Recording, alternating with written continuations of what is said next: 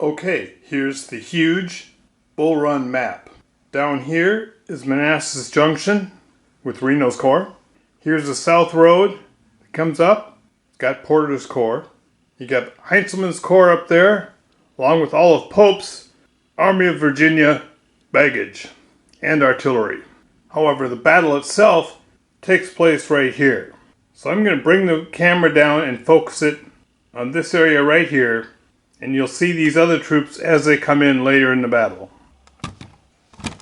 There. Now there you have Longstreet's Corps, which will be coming on late in the morning on day 1, and then leaving on the night turn to return on day 2. In the early morning hours, Stuart strikes out along the southern flank.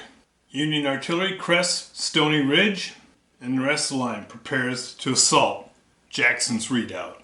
Mid-morning, Jackson's artillery spots Union troops moving through Groveton, reminding them they mean to put up a fight. Stuart's cavalry occupies the high ground on the southern flank. Pope is convinced that Longstreet has left, and that Jackson intends to do so.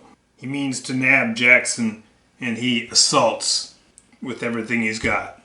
Pope's attack with Army of Virginia 3rd Corps. The assault was repulsed, with heavy casualties by the Union, but the desperately needed Southern artillery was lost. Sigel's assault on the abandoned railway. A.P. Hill's men bloody and repulse Sigel's troops, the best the Union have, but there's nothing left of his division. And now it's late morning. Jackson wonders where Longstreet is.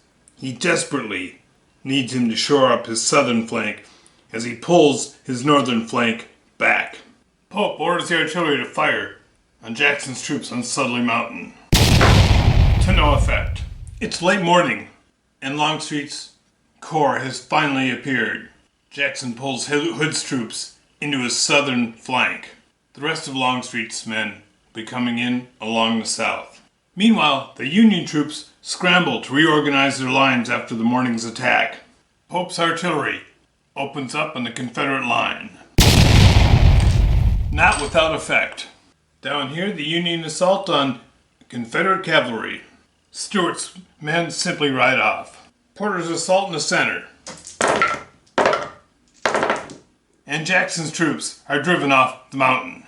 And there's one midday combat left. Sigel's drive has been halted.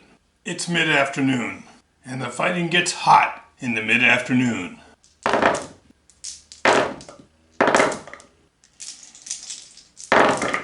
Though Hood's Texans take a beating, Northern losses are mounting. The Northern assault in the center has completely fallen apart, but at a terrible cost. Driving back the remaining Northern tide, Jackson, with a few troops, holds. It's late afternoon. One might conclude that I forgot to move Jackson, but he's actually back here gathering intel. Sure, that's it. And the Union troops pray for the coming of the night. Longstreet's troops fall back from the artillery. And here in the early evening hours, the Union is desperate. There's this combat with one block of Reno's men. If that block is destroyed, the Union army is broken. Reno's order is able to stop the assault and fall back in some order. Sigel's troops chase off some threatening Southern cavalry, but now the bags are exposed. This could be a real threat, except there's no Confederate HQ within command range. Therefore, this cavalry unit can't attack. So far, the bags are safe from it. It's late in the evening. There is time for one final effort. And in the last turn of day 1, in characteristic elan, Stuart is able to ride through the Union lines, come within command range of his cavalry here, and direct them to the Union bags. At this point, the Union army routs. Now, if this had not happened at this point, next turn, when Longstreet's troops leave, there is only one of Jackson's blocks left. But before the end of the turn, when Jackson is drawn, he can recover 2 blocks. In other words, he'd be able to pull himself back up to full strength. Full strength, but in a much different position. He'd have just been down here. All of Longstreet's troops would have pulled off in the night. That could have been interesting indeed. What do you think? Comment below, please. If you enjoyed this video, please like and subscribe.